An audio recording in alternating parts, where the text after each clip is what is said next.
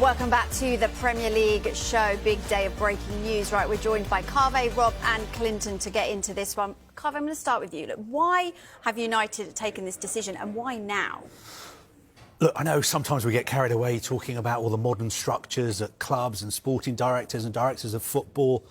But the bottom line is, at the end of the day, it's about relationships. And it's obvious that behind the scenes there have been relationship problems between Rúben Amorim and people, for instance, like Jason Wilcox. For what it's worth, I think under Amorim, United have been going in the right direction. And if they'd stuck with him, if the players had come back from the African Cup of Nations, some of the injury problems, Bruno Fernandes had got back in the side, I'm pretty confident they would have finished in the Champions League places.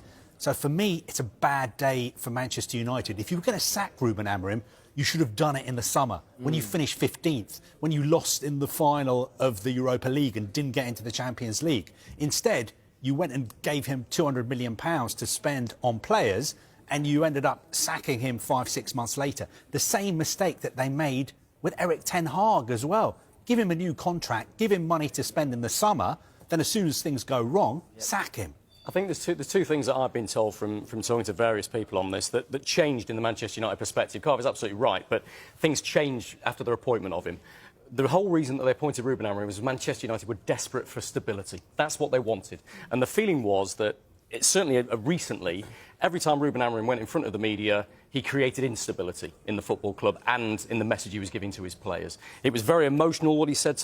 We saw right at the start of the programme, didn't we, some of the emotional things that he said.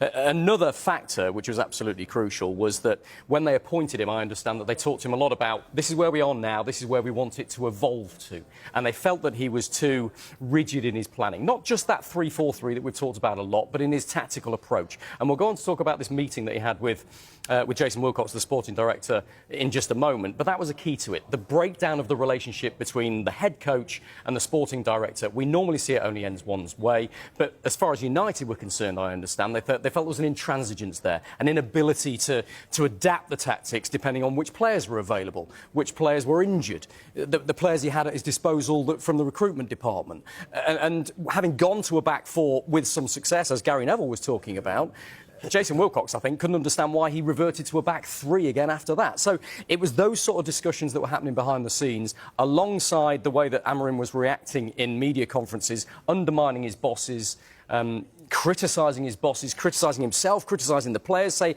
I might be gone tomorrow, I might be here in 20 years' time. All of that was a mixed message that I think Manchester United's bosses just went, hang on a minute, this is not what we need at this football club right now.